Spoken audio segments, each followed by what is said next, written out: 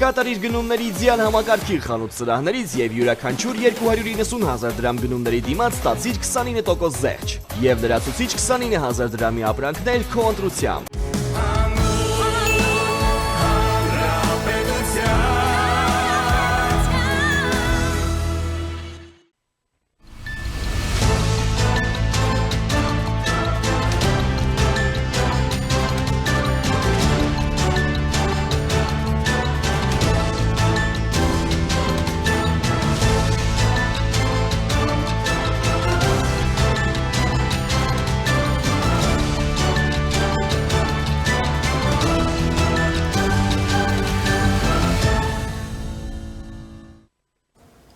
Բարև ձեզ, առաջին լրատվականը շարունակում է իր աշխատանքը ուղիղ եթերում եւ խոսենք կարևոր թեմաներից, որի առանցքում, ինչպես գիտենք, նախընտրական շրջանն է, որի նյարդը ապահովում են եւ Արցախի թեմայով, եւ Թալան, եւ ինչպես գիտենք, ամենատարբեր վիրավորանքներ, մի ամենատարբեր հայտարարություններ, փոխադարձ այսպես հնչում են եւ հանրության մոտ սա տարբեր հակասական զգացումներ է առաջ բերում այս թեմաներ, ինչպես նաև Հայաստանի Հանրության ներքին դիմադրողականությունը, հնարավորությունները ու շանսերը հետ այս ընտրական շրջանում ինչեր կլինեն եւ ինչեր են սպասվում մեզ։ Այս ամենը կքննարկենք բանաստեղծ թարգմանիչ Հայաստանի Հանրապետության մշակույթի նախկին նախարար Հակոբ Մովսեսի հետ։ Բարև ձեզ, պարոն Մովսես, շնորհակալություն հրավերն ընդունելու համար։ Ինչպես է գնահատում քարոզարշավը արդեն մենք տեսնում ենք տևական ժամանակ է, արդեն 2 շաբաթ է գրեթե քարոզարշավը ընթանում է եւ պակաս մենք ինֆորմացիաների, սկանդալների, հայտարարությունների, փոխադարձ վիրավորանքների, նորանոր դերակատարների չունենք։ Ինչպես է գնահատում եւ ինչպես է ձեզ ինչ ազդեցություն է ունենում Հայաստանի Հանրապետության ընտրողի վրա։ Բնականաբար քաղցր իրադրություն եւ իրավիճակ չի Հայաստանում։ Տեղի ունենում մի բան, որը նախընտրական մի, այսպես ասած, կամպանիա, որը ես կանվանեի տնայնագործական, որտեղ ավելի շատ ուրեմն մթնոլորտը լցված է փոխադարձ նույնիսկ ոչ էլ մեղադրանքներով, ամբաստանություններով, սպառնալիքներով, քան թե ծրագրերով, քան թե ապագայի ծրագրերով եւ գործունեություններով։ Սա տհա չէ, բայց մեր ժողովուրդը սա է, մեր պետական մտածողությունն էլ առայժմ սրանից վեր չի բարձրացել, սրան գումարած մի բան, նորմեն հիմա տեղի է ունենում իմ կարծիքով ոչ այնքան նախընտրական կամպանիա, ինչքան մի բախում, որով Հայաստանը կարող է մնալ նույն տեղում, նույն կայարանում իր պուլ չկչկի մեջ կամ առաջ գնալ։ Այս երկու կողմերը ունեն իրենց կողմնակիցները, ըստ որում երկու կողմերի կողմնակիցներն էլ օգտվում են շատ իրարամերժ գաղափարախոսությունից եւ այն կողմը, որը Հայաստանը ուզում է տեսնել, այսպես ասած, քարացած վիճակում մի բառը հիմա օրինել երաշխավորված անվտանգության ավելի հակված է գործի դնելու, այսպես ասած, սովետական միությունից եկող այժմ Ռուսաստանում իր ծաղկումները ապրող միջոցներ, որոնք ավելի շատ ոչ թե պետական են, ոչ թե քաղաքացիական կամ քաղաքական են, այլ պաթոսային։ Մեծ աղմուկ հանեց օրերս դիմակավորված անձանց այն տեսանյութը, որոնք Արցախի բարբառով սպառնում էին, որ կգտնենք վարչապետ Նիկոլ Փաշինյանին, հաշվի հարգար կտեսնենք եւ իմ ասացի մեջ եմ մտնում, այո, մենք ունենք մի իրավիճակ, որտեղ իշխանությունից զրկված մի խավ, որը ունի իշխանության վերադառնալու շատ լուրջ, այսպես ասած, հովանավորներ, ամեն մի միջոց գործի դնելու է այդ ճակերտների մեջ ասած առաքելությունը գլուխ բերելու համար։ Գիտեք, հիմա ոչ միայն երկու խմբավորումների կենաց մահու կռիվ է, կենաց մահու ես չափազանցված եւ պատկերավոր եմ ասում, այլ հնի եւ նորի մի պայքար Հայաստանը առաջ գնալու նորից կրկնում եմ կամ տեղու դոփելու մի պայքար է գնում։ Ես շատ լավ հիշում եմ նաև հոկտեմբերի 27-ը, ես այդ ժամանակ փոքր էի, բայց հիշում եմ, որ երբ տարածվեց այդ լուրը, որ Վազգեն Սարգսյանը գնդակահարվել է, շատերը ցնցում էին։ ուրախություն, գոռոց, որովհետև դրան նախորդել էր նաև տեղեկատվական մի ֆոն, որը ինչպես հիշում ենք, նախապատրաստում էր այդ ամենը։ Այսինքն դա մի օրում չի լինում։ Մարդկանց նաև նախապատրաստում են ու մարդիկ չեն գիտակցում, որ դրանով ենթադրենք կոտրվեց պետության, պետականության ողնաշարը, որ տերորը բերելու է բացառապես երկրի թուլացմանը։ Ու երբ համեմատականներ են տանում, շատ վտանգավոր զուգահեռներ են ստեղծվում այսօր։ Դուք միանգամայն ճիշտ եք, իրավիճակը շատ նման է ձեր ասած հոկտեմբերի 27-ին շատ նման է, բայց ինչ-որ բաներով էլ նման չի։ Ես օրինակ Հայաստանում այսօր քաղաքացիական բախումներից չեմ վախենում, որտեղ մեր ժողովրդի մեջ մի խավ կա, մի մտածողություն կա, որը որակյալ մտածողություն է եւ արդեն դուրս է եկել անձնական քաղաքացիական շահագրգռությունների շրջանակներից եւ ավելի շատ պետական շահագրգռություններով է մտածում։ Դա գաղտնիք չի, բոլորիս աչքի առաջ է տեղի ունենում այն ինչ որ տեղի ունենում, մենք գիտենք որ թելերը որտեղ են տանում, ով որտեղից է հովանավորվում, եթե այս իրավիճակը ես փորձեմ որպես Հայաստանի Հանրապետության քաղաքացի եւ մտավորական ուրեմն բնութագրել, ես կասեմ հետեւյալը, ուրեմն մեզ տրվել է Հայաստանի Հանրապետություն։ Չասենք թե ինչ երկար չարչարանքներից հետո ինչ խոճուխուտեր հաղթարարելով Աստված մեզ պետություն է տվել, եթե հիշում եք մենք մի 4 տարի առաջ այս նախատեսությունը ասեցինք։ Հիմա եկել է մի իրավիճակ, որ Աստված իր տված պետության փոխարեն մեզնից պահանջում է պահպանել այդ պետությունը, որտեղ մի բան է Աստծո տվածը, մի բան է վերցնողը։ Ես կարծում եմ, որ վերջին տարիներին մեր ժողովրդի եւ ողբերգությունները, եւ կորուստները, եւ ձեռքբերումները, եւ շատ ու շատ բան մտածողության մեջ մի որակական փոփոխություն է առաջացրել, որի արդյունքում ինքը կարող է այդ տված պետությունը պահպանել։ Ես հույս ունեմ, որ ամսի 7-ին մեր ժողովուրդը իր պետությունը պահպանելու է եւ չի նվիրելու նրանց, ովքեր պատրաստ են դա հոշոտել եւ Հայաստանը դարձնել իրենց այսպես ասած սահմանափակ պատասխանատվությամբ ընկերությունը, որի համար իրենք միշտ էլ դիրեկտոր կգտնեն, որևէ կառավարիչ կգտնեն եւ կուղարկեն Փարքասու աշխարհում եւ Ռուսաստանում եւ ուրիշ երկրներում այդ կառավարիչները բուծվում են եւ շատ են։ Իդեպ Insider այսօր տեղեկատվություն տարածեց, որ ռուսական Insider պարբերական հրապարակած փաստաթղթի պարզվել է, որ Սամվել Կարապետյանի անձնագրային գործում որպես աշխատանքի վայր նշված է եղել FSB-ի տեղեկատվական կենտրոն։ Գիտեք, ես կարծում եմ ամեն մի նորության հետապնդում եմ, դրանք ինչ չեն վախեցնում։ Այսինքն գուբերնատոր որոշվել է Ռուսաստանի կողմից նշանակվել։ Ես ավելի հստակ եմ ասում, սահմանափակ պատասխանատվությամբ ընկերություն։ Հայաստանը սրբա չի։ Հայաստանը հայ ժողովուրդը լուրջ ժողովուրդ է, լուրջ պատմություն ունի, որոշ ժողովուրդների տարածքով, չգիտեմ, հազարավոր, 10,000-ավոր անգամներ զիջում է, բայց ժամանակով 10,000 անգամներ ավելի մեծ է։ Եվ պարտավոր են Հայաստանի հետ հաշվի նստել, մանավանդ որ Հայաստանի Հանրապետությունը իր հետ հաշվի նստելու ատամներ ցույց տվեց վերջին տարիների ընթացքում։ Մենք ոչ մեկի հետ թշնամանալու խնդիր չունենք։ Ես մինչև այսօր չեմ լսել մեր ժողովրդի, մեր կառավարության, մեր իշխող էլիտայի բերանից, որ Հայաստանը այսինչ կամ այնինչ երկրի հետ թշնամի է։ Մենք շատ սիրում, շատ հարգում ենք ռուս ժողովրդին, սա ես այսպես ասած ապահովագրության համար չեմ ասում, դա իրոք այդպես է։ Բայց մենք ցանկանում ենք, որ ռուսական պետությունը, իսկ ավելի ճիշտ ռուսական իմպերիան, կարողանա այն ժողովուրդներին, որոնք եւ պետություններին, որոնք իր հանդեպ հարգանք ունեն, հարգանքով, նմանատիպ հարգանքով մոտենա եւ ոչ թե նրանց օգտագործի, ինչպես արդեն ասեցի, որպես սահմանափակ պատասխանատվությամբ ընկերություն։ Բայց միևնույն ժամանակ, երբ ցանկացած քննադատություն, որը հնչում է այսօր Ռուսաստանի հանդեպ, որակվում է հակառուսականություն։ Գիտեք, հենց դա ռուսական պետության տակտիկական սխալի հետևանքն է։ Ռուսները կամ ռուսական իմպերիան, այսպես ասենք, ռուսներ բառը եթե օգտագործում ենք, հասկանանք, որ նկատի ունենք պետությունը։ Ռուսաստանը չի հասկացել, որ իր կողմից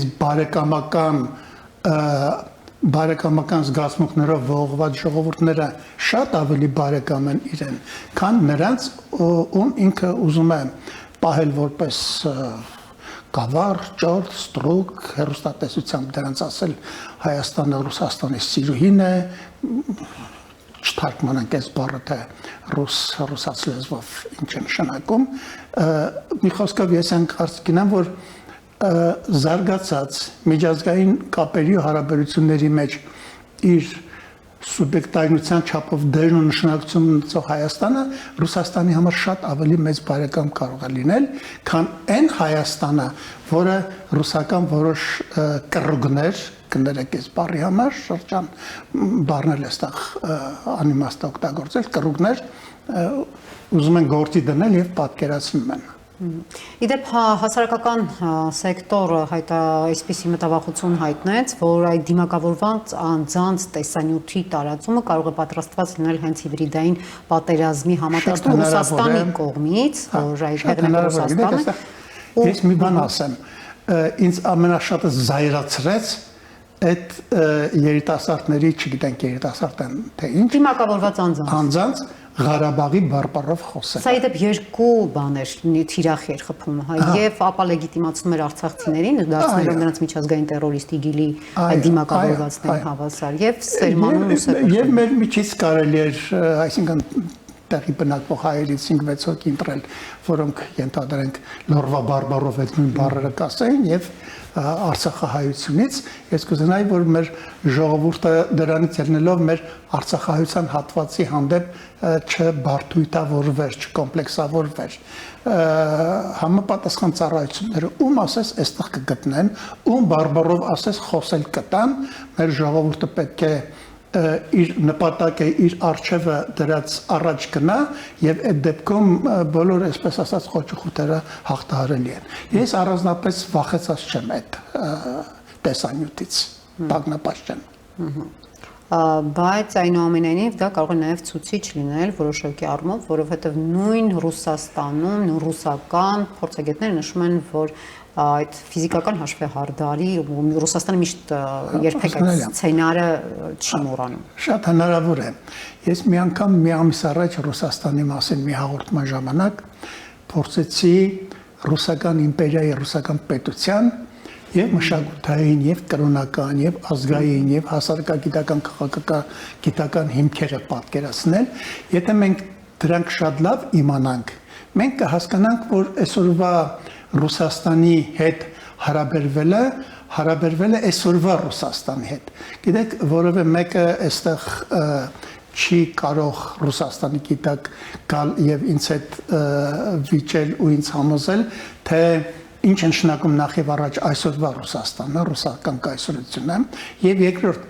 վաղ ինչ է լինելու ռուսական կայսրության հետ։ Այդ բոլոր ռուսական կայսրության ջատագովները Հայաստանում կարող են ասել 20 տարի հետո, 30 տարի հետո, 40 տարի հետո Ռուսաստանում ինչեր են լինելու։ Մենք ուզում ենք, որ լավ բաներ լինեն։ Ռուսաստանը դառնա ռուսական մշակույթին, ռուս պարզ ժողովրդին արժանի մի պետություն։ Բայց ես հասկանում եմ մտահոգությունը այդ հովանոցի տակ մտնել արտահայտության ասողների, բայց ես կարծում եմ, որ իրենք կարճատես են եւ չեն հաշվել մեդալի երկրորդ երեսը, իսկ գուցե դա ամենավտանգավոր հովանոցն է աշխարհում, որը գոյություն ունի եւ որը կարող է մի 10 տարի հետո, 20 տարի հետո փուլ գալ բոլորի գլխին, ինչպես որ արդեն 100 տարի է փուլ եկավ իր սեփական ժողովրդի գլխին եւ փլատակների տակ մնացողներից բան չմնա։ Ես այս բաները ասում եմ նորից հիշեցնելով մեր ժողովրդին, որ մենք ռուսատյաց չենք։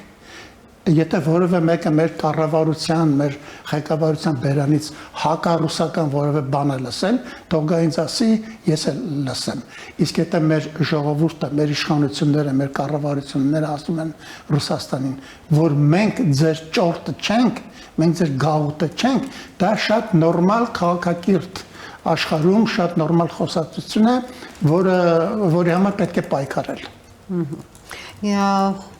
Ինչպես է գնահատում այն նարատիվները, որոնք մենք տեսնում ենք այս ընտրապայքարում, փոխվում են, տրանսֆորմացվում են, ամեն օր ինչ-որ նոր անակնկալ են մատուցում։ Ինչպես եք գնահատում դրանք եւ ինչպես է գնահատում ըստ ձեզ մեր հանրությունը, չէ՞ որ մենք փոքր երկիր ենք, բոլորիս հետ շփվում ենք, ճանաչում ենք ու հրաշալի որքան էլ սոց հարցումները, որ հաճախ ուժերը չեն վստահում, տարբեր քաղաքական գործիչներ հայտարարում են, որ ռայի հարցումներին չեն վստահում, մնացած հարցումներին չեն վստահում, բայց նաեւ կան յուրաքանչյուր մարդ ունի իր ներքին այդ հարցումներ ու մոտավորապես պատկերացնում է հարաբերակցությունը ինչպիսին է լինելու։ Տեսեք, ես իշքան հիշում եմ մի 10-15 օր որ այս նախընտրական բանը սկսվել է եւ մենք չգիտենք թե արժեվում ինչ անակնկալ կարող է սպասել մեզ։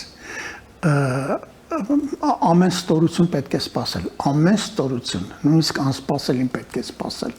Ես օրինակ որ տեսնում եմ մեր իշխանության ներկայացուցիչներին շատ վստահ քաղաքում զբոսնելիս, այսպես ասած, հանդիպումների գնալիս, ես մի քիչ տագնապում եմ, ամեն ինչ հնարավոր է։ Բայց հնարավոր է նաև մի բան, որ հայ ժողովուրդը, այսպես ասած, պետության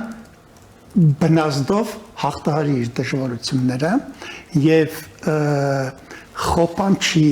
քաղաքական ժողովրդից դառնա քաղաքացի եւ քաղաքացիության բնազդներ ունեցող ժողովուրդ։ Դեք նորից ես ասում եմ Ռուսաստանի հետ մեր կապվածությունը ունի իր դարավոր պատմությունը, որտեղ կան շատ նվաստացուցիչ էջեր, կան նաեւ լավ էջեր։ Մենք լավ բարեկամներ ենք ունեցել ռուսների մեջ եւ վերջապես ես այն մարդկանցից եմ, որ կարծում եմ, որ սովետական միության տարիները մեր ժողովրդի համար վերակենդանացման բաժանմունք են եղել, ես սա անընդհատ կրկնում եմ, մենք կարողացել ենք հետ գալ, բայց դա չի նշանակում, որ մենք որպես փոխհատուցում մենք պետք է մնանք այն երկրի փլատակների տակ, որը 30 տարի առաջ սրանից առաջ փլվել է։ Մեր երկիրը, մեր պետությունը այսօր այդ հարցում շատ հավասարակշռված դիվանագիտություն է վարում, մենք լավ բարեկամներ ունենք, օրինակ մի 20 օրվա առաջվա այդ համաեվրոպական հավաքույթը Հայաստանում ինձ ուղղակի հիացմունքով լցրեց, ես կուզենայի, որ մյուս հավաքույթին դրա մասնակիցների թվում լիներ նաև Ռուսաստանի ներկայացուցիչը։ Այսօրվա Ռուսաստանը, կայսերական Ռուսաստանը, ես կարծում եմ, որ որևէ ժողովրդի, մանավանդ հայ ժողովրդին առաջ գնալու, զարգանալու, առաջադիմելու ոչ մի հնարավորություն չի տալիս, ելնելով իր պետության ստրուկտուրայից։ Գիտեք, Ռուսաստանում ոչ թե չկան մարդիկ, որոնք, այսպես ասած, կուզենան լավ Ռուսաստան լինի, կուզենան ժողովրդավարական, հարուստ Ռուսաստան լինի մշակութային տրադիցիաների վրա, այլ ամբողջ հարցն այն է, որ այն Ռուսաստանը, որը 1917 թվականից ստեղծվել է, այդ Ռուսաստանը եթե մտավ ժողովրդավարության հուն, իսկույն փուլ կգա։ Եթե Ռուսաստանը դարձավ զարգացած երկիր, իսկույն փուլ կգա։ Եթե Ռուսաստանը իր ժողովրդի, իր հասարակության մեջ սերմանեց ազատ խոսքը, նույնիսկ իր մշակույթը Ռուսաստանը իսկույն փուլ կգա։ Սա է ամբողջ բանը, ամբողջ ժամանակակից մեր հասարակության, Հայաստանի Հանրապետության հիմնական դիլեման սա է։ Սա է, որ մենք պետք է այս ընտրությամբ հաղթահարենք։ Ասում են նաև, որ Հայաստանը, հայ հանրությունը պատրաստ չէ նույն ժողովրդավարության, որ այս փուլում դեռ շուտ էր, մենք պետք է երկար ճանապարհ անցնենք, որպեսզի ներքուստ պատրաստ լինենք ժողովրդավար լինելու։ Գիտեք, գուցե այդ ասածի մեջ ճշմարտություն կա, բայց այդ ճշմարտությունը կա վերջին 100-ամյակի շատ սեղմ իրավիճակների եւ պատմական իրադրությունների առումով։ Եթե որևէ մեկը հայ ժողովրդին ասում է ինքը պատրաստ չի պետություն ունենալու, ուրեմն ինքը խորենացուց սկսած մինչև Հովհաննես Թումանյան մեր մշակույթը շղթում է, որտեղ մեր մշակույթի մեջ անընդհատ կարմիր թելի պես անցել է ինքնության, հասարակական, քաղաքական, ես սրանք որպես մշակութային կատեգորիաներ չեմ ասում, մենք 10-րդ դարում դատաստանագրքեր էինք գրում, կանանց իրավունքների 5-րդ դարում Մովսես Խորենացին գրում էր աշխարհում առաջին կոռուպցիայի մասին վերջին ողբը, որը դա կոռուպցիայի մասին փաստաթուղթ է։ Մենք Բաղրամյաններ, չգիտեմ, մադրասներ, սահմանադրություններ Կոստանդնուպոլսի, այս ժողովուրդը ուրեմն պետական հավ է, այս ժողովուրդը միշտ պետականության, իրավականության, հասարակականության բնազդ է ունեցել իր մեջը, իր մշակույթի անդադ դա ներշնչել է իր մեջ, եւ այսօր ովքեր որ վախեցնում են, թե հայ ժողովուրդը պատրաստ չի, գիտեք, կարող է եւ պատրաստ չի, բայց պետք է նրան պատրաստել։ Պետք է նրան 2 տարվա մեջ, մի տարվա մեջ պատրաստել։ Պետք է հայ ժողովրդին բացատրել, որ ինքը մի փոր հացի ժողովուրդ չի։ Այսօր ինչով են վախեցնում մեր ժողովրդին։ Վախեցնում են, չգիտեմ, այն ռուսական բիլինաների, հայկական հեքիաթների բաներով, կոմպլեքսներով, 300,000 ադրբեջանցիներով։ Գիտեմ, լարսը կփակեն, մենք ստեղ սոված կսապկենք։ Թուրքերը կգան մեզ կմորթեն։ Սա այս ժամանակակից բառապաշարով ասած քաղաքական նարատիվները տարածողը մեր ժողովրդի մեջ օգտվում են մեր ժողովրդի քաղաքական անգրագիտությունից։ Գրագետ չի մի ժողովուրդը քաղաքականապես։ Դա ինքը չի դրա համար մեղավոր։ Բայց սա ստորությունն է մեր ժողովրդի դեմը փակել թուրքերով, 300,000 ադրբեջանցիներով, Ռուսաստանի ուրեմն խոպանից կտրվող փողերով, սա ստորություն է։ Այդ բոլոր դժվարություններն էլ կարող են մեր ժողովրդի առաջ ցակել, բայց ես նորից ասում եմ, ժողովուրդը նրա համար է, որ ինքը իր պետությանը հասնելու դժվարությունները ճիգ ու ջանքով հաղթահարի։ Եթե որևէ մեկին թվում է թե այսօրվա Ֆրանսիան կամ Գերմանիան կամ չգիտեմ Ճապոնիան ուրեմն մի վարկյանում, այսպես ասած, հրաբուխի պես շայթքել եւ դուրս են տվել, որպես նվեր շատ սխալվում է, իրենց պատմությունները նայեք։ Մեր ժողովուրդը պետք է պայքարի պետություն ունենալու համար։ Պետություն կունենա ինքը, ուրեմն ինքը ժողովուրդ եւ հասարակություն է։ Չի ունենա, ուրեմն ինքը խոպանչի է։ Տեսեք, քաղաքականություն, քաղաքագիտություն, policy հենց քաղաքներից է գալի, քաղաքականություն, policy, պոլիտիկա։ Բայց միևնույն ժամանակ հետաքրքիր ֆենոմեն ենք մենք տեսնում, թեկուզ հենց այս նախընտրական շրջանում, որ իշխող ուժին Նիկոլ Փաշինյանին գյուղերում, մարզերում շատ ավելի ջերմ են ընդունում, քան նույն Երևանում, որտեղ տեսանք երեք ամբողջ օրվա ընթացքում ամենատարբեր այսպիսի միջադեպերի, հայտարարությունների ափերից դուրս գալու անհարմար իրավիճակներ։ Ես չէի ուզենա ելնելով որոշ հանգամանքներից կոնկրետ անձանց եւ կոնկրետ, այսպես ասած, ուժերի մասին խոսել։ Ինքը հայ ժողովուրդը մինչև 18-րդ դար գյուղաբնակ ժողովուրդ է եւ մեր ժողովուրդ, ինչպես Եվրոպայում գերմանացիների միջելոց։ Այս բառից մերոնք շատերը բան են, տագնապում են չհասկանալով, որ գյուղ բառի արմատը միաթող բանան են, որոշեն տեսնեն ինչ բան է։ Ինքը ցիվիլիզացիան քաղաքակրթություն է։ Եվրոպական մտքի մեջ այն կարծիքը կա, որ մշակույթի եւ բնականության նատուրալ մշակույթի, այսպես ասած, նույնիսկ մահն է։ Բնական է, որ մեր ժողովուրդը գյուղերում, մարզերում շատ ավելի բնական է, հողի հետ ավելի շատ է առնչված իր ծեսերի հետ, իր կրոնի հետ, իր սովորույթների հետ։ Քաղաքում մի քիչ ուրիշ է պատկերը այն պատճառով, որ Երևանը որպես, այսպես ասած, քաղաքաբնակ ֆենոմեն դեռևս կայացած չի։ Այստեղ տարբեր շերտերի, տարբեր շերտեր են լցված, որոնք դեռևս միասնականության բերված չեն, գումարած սրան մի բան, այն խավը, որը Ռուսաստանում է փող աշխատում, կամ Եվրոպաներում, կամ Ամերիկաներում, հիմնականում քաղաքում է տեղավորվում, Երևանում է տեղավորվում, բնակարանները գնում եւ այլն, տարբեր բացատրություններ կան, բայց ես էլի համոզված չեմ, որ Երևանում կտրուկ տարբերություն կարող է լինել ամսի 7-ին գյուղաբնակ ընտրողների հետ համեմատած։ Ես այդ կարծիքին չեմ։ Ասացիք, որ նույն Ռուսաստանի այդ ժողովրդի առջև ուզում են փակել Ռուսաստանից այդ կտրվող փողերով եւ այլն, բայց միևնույն ժամանակ տարբեր հայտարարություններ ենք տեսնում, որ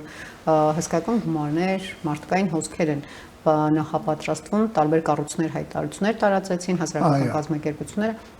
այդ գործոնը ձեզ որքանով ազդեցություն կունենա ընտրությունների վրա։ Ինչ որ ազդեցություն իհարկե կունենա։ Բոլորս էլ Ռուսաստանում ծանոթներ ունենք, ազգականներ ունենք, հարևաններ ունենք, այստեղ մի նրբություն կա, ուրեմն հիմա ասում են 2 միլիոն հայություն կա մոտավորապես Ռուսաստանում, ես չգիտեմ այդ 2 միլիոնի որ մասն է գնացել վերջին 30 տարիների ընթացքում, որն է գնացել սովետական միության շրջանում, բայց ամբողջ հարցը 2 միլիոնը չի, ամբողջ հարցն այն է, որ այդ 2 միլիոնը Հայաստանի Հանրապետությունում երևի մի կես միլիոն ազգական, բարեկամ, ընտանիքի անդամ ունի, որոնք կապված են, որոնք սնվում են Ռուսաստանից եւ այլն, բայց սա ասողները մոռանում են, որ մենք 1 միլիոնից ավել բնակչություն էլ Ամերիկայի Միացյալ Նահանգներում եւ Եվրոպաներում ունենք, որոնք նույնպես սնել են այս տարիներին մեր հանրապետությունը։ Դա կունենա, իր ազդեցությունը կունենա, բայց գիտեք, Հայաստանի Հանրապետության բնակչության գիտակցությունը 30 տարի առաջվանը չի։ Այսօր մեր ժողովուրդը տեսել է, գալիս է Երևան, տեսնում է, որ Երևանը զարգանում է, գեղեցիկ քաղաք է, մշակութային քաղաք է։ Մի խոսքով ես դրանից էլ տագնապ չունեմ։ Իսկ ինչի՞ տագնապ ունեք։ Ստոր կատաստրոֆաներից, որ կարող են կազմակերպել, օրինակ կարող են ենթադրենք շատ պատահաբար ռումբ գցել, ենթադրենք կառավարության շենքի վրա եւ ասել, որ այսինչ կամ այնիշն է գցել։ Ես տագնապ ունեմ բաներից, այս տիպի բաներից, բայց ժողովրդի հարցում Հաջան տերորի, հա, բայց ժողովրդի հարցում դուք տեսնեք, որ ամսի 7-ը ցույց կտա, եթե Աստված մի առաստծա այդպիսի բաներ չլինեն, որի համար մեր իշխանությունները շատ ու շատ զգոն պետք է լինեն, շատ զգոն պետք է լինեն։ Դուք տեսնեք, որ առանձնապես մեծ դժվարություն քվեարկության հարցում, իրեն իշխանություն ընտրելու հարցում մեր ժողովուրդը չի ունենա եւ չի ցուցաբերի։ Բայց միևնույն ժամանակ հարց է առաջանում հետագա ընտրությունների համար։ Եթե իշխող ուժը չկարողանա նախապատրաստել այնպիսի մի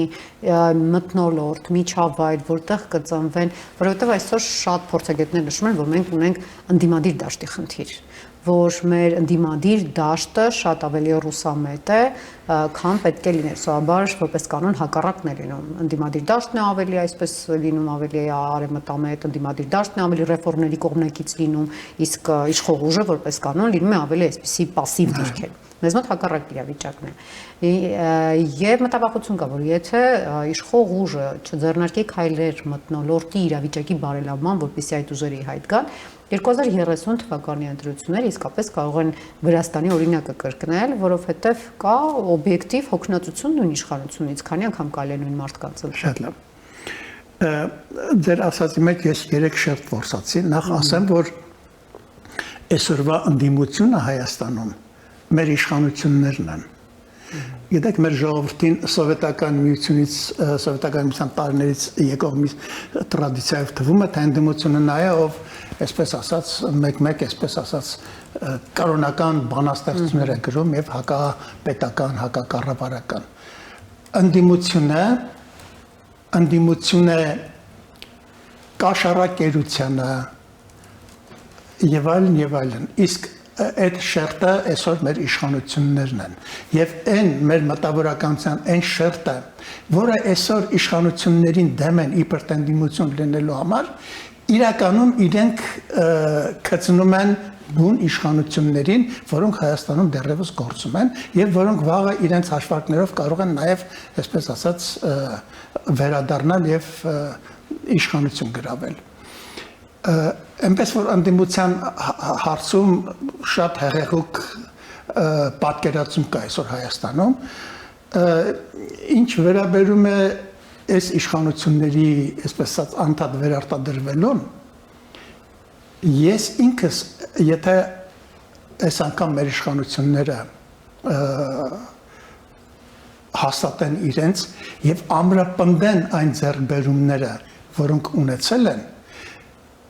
այս իշխանությունների մասին կմտածեն ոչ միայն որպես մի կամուրջի, որով այն ծերից ուրեմն նախորդները գնացին դեպի անցյալ, այլ նաև կմտածեն որպես մի կամուրջի, որոնց վրայով նորանոր ուժեր պետք է մտնեն ասպարեզ, քաղաքական ուժեր պետք է մտնեն ասպարեզ։ Ես մեր իշխանությունների մեջ այդ միտումը տեսնում եմ, ես տեսնում եմ լիքը խելոք մարդիկ, քաղաքագետներ, երիտասարդներ, քաղաքական գործիչներ, նաև պաշտոնյաներ, որոնք հաջորդ ընտրությունների ժամանակ կարող են այս օրվա իշխանություններին զուգահեռ միտել իրենք եւս իշխանության ցանկություններ ունենալ, ինչը ես կողջունեմ։ Այս իմաստով ես այս իշխանություններին շատ եմ գնահատում, որ իրենք ոչ մեկի դեմը չփակեցին, որ իրենք կամուրջ եղան, ոչ միայն նորից կրկնում եմ, այն կողմից դեպի այս կողմ գալու եւ դուրս թափվելու հարցում, չնայած այդ process-ը չի վերջացել, կատաղի բաներ են տնում, այլ նաեւ այն պատճառով, որ իրենք եղան եւ կարող են լինել են կամուրջը, որի վրայով նոր իշխանություններ կարող են մտնել ասպարեզ, իշխանական նոր ուժեր կարող են մտնել ասպարեզ։ Ես սա համարում եմ շատ մեծ նվաճում մեր հասարակության համար։